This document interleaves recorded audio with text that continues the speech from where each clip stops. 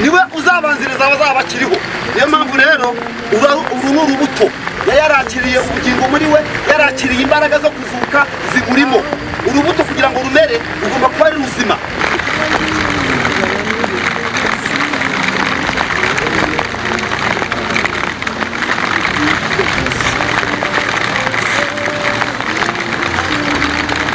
Mwakireho uzamubona ku maso kuko ni muzima.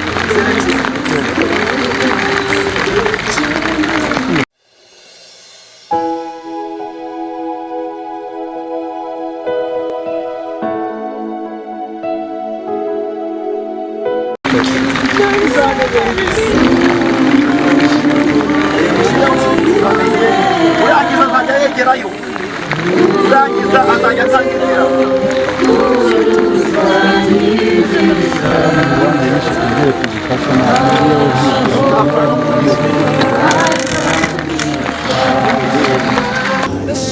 Nibutse ko n'abari kure naho utaha ku mwanya wawe uri bubashe kubona uko biri kugenda bikoze neza ku buryo bwiza ko bigaragara. Tugiye gusaba protokole tubwire aho abantu baza kunyura, baranyura hehe?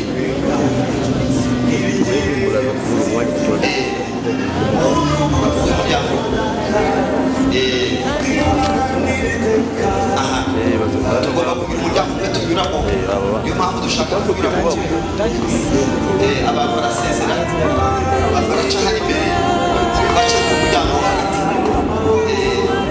Numva bishoboka birashoboka.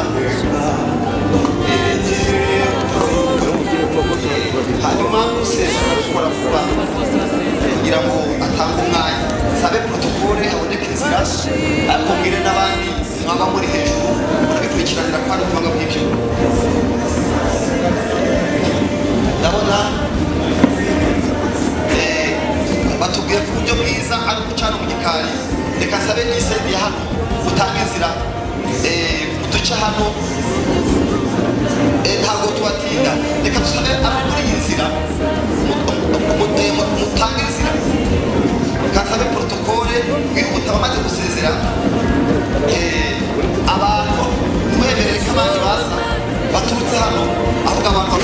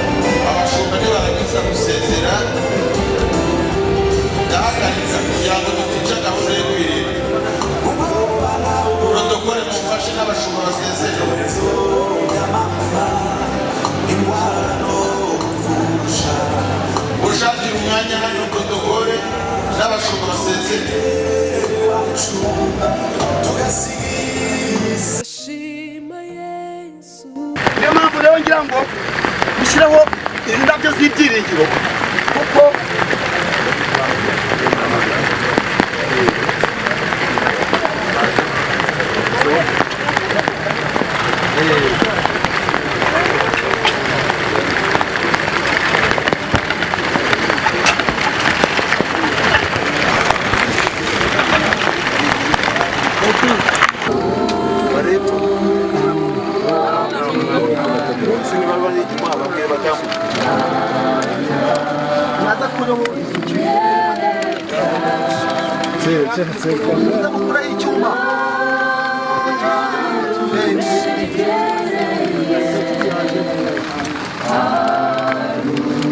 nyirabafamiye baze bashyireho indabyo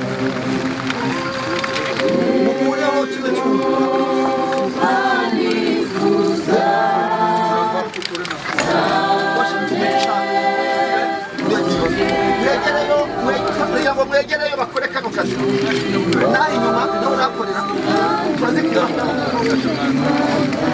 aha mushyira beto ni hano zino ndabyo bisaba ko tuzegezayo kubera ko hano tujya kuhabumbira beto subiremo zino ndabyo muziterure tuzegeze ku ruhande ariko biranyuza biranyura hano